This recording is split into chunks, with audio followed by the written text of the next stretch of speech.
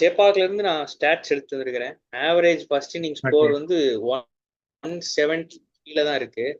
Power play வந்து எப்படி இருந்திருக்குன்னா 50+ அடிக்க முடியாம தான் இருந்திருக்கு.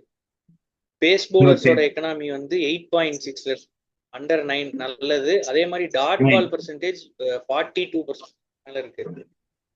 ஸோ பவர் பிளேல வந்து எந்த மாதிரி ஆடணும்னா 50க்கு கீழே வந்தாலும் கவலைப்படாம ஆடணும். விக்கெட் போகக்கூடாது. பவர் பிளேல ரெண்டு விக்கெட் விக்கெட் மேட்ச் போகக்கூடாது. மேட்ச் போகுது.